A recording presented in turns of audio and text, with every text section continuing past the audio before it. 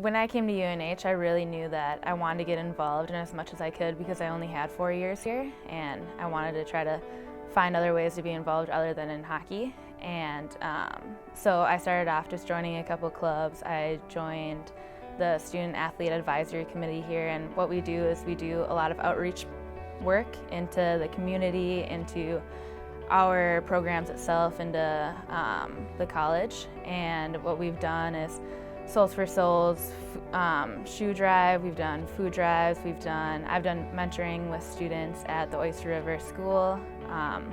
We just are able to do a lot of different things through there. And then in the hockey sense, we do a breast cancer run every year, which is a really great time for our team to just go out into the community. We wear our UNH gear, and we just run for breast cancer awareness, and it's really cool.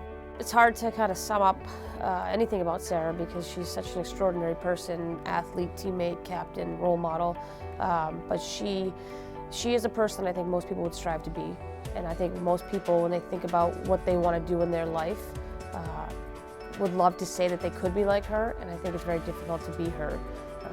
When you look at natural athletes or natural born leaders, Sara's a naturally born great person. And I think that that's really hard to have in life. And she makes an impact on everybody she meets. She makes everybody she meets a better person.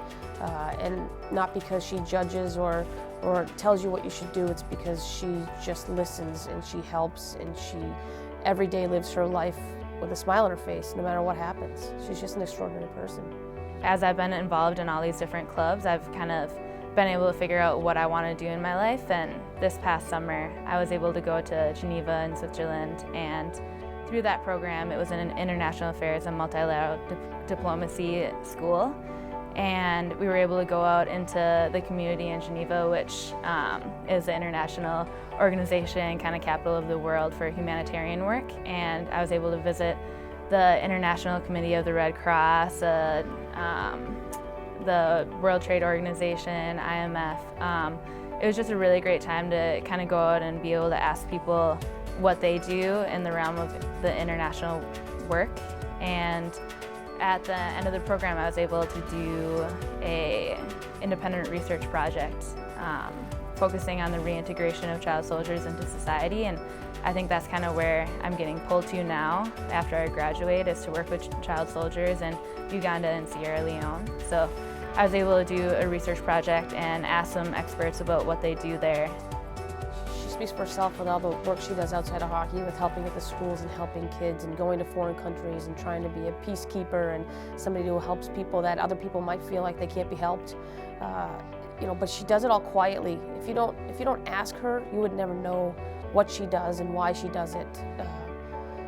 The thing about Sara, and we had this conversation one day, and I said, "What do you think you're going to do after graduation?" She said to me, she's like, "I'm not sure." She's like, "I know I want to help people, but I don't know if I need to go make a lot of money first that I can do it, because you need funds to be able to help people in need, or if I just go and try to help one person at a time in some foreign country." And I thought to myself, what an amazing kid. How can somebody's only goal is to try to figure out how to best help someone? And she's just, in a funny way, she's just not normal, She's just so extraordinary and so genuine that you just want to be around her more. Day in and day out, I know, as being a captain and a leader in several organizations, there's a lot of responsibility, and I try to live up to that as much as I can. I try to constantly put myself in a position to make myself better and try to make the people around me better also. She makes me feel like a better person every day, because when you listen to her, you might not always agree with her, but she listens, she takes everyone's opinion to heart, and she'll do what she thinks is best. And I think as a coach, somebody who's trying to mentor her in different things in life, she makes me feel like a better person every day, because I learn from her probably more than she learns from me. She's loyal, and she's tough, and she's smart, and she's committed. And if I was her teammate, I would feel like I could go to her for anything. I think it's really important to be multidimensional, both in whether it's in school or hockey or out in the community, just because I think you can get so focused on one thing throughout your life, and there's going to be so much ups and downs no matter what happens.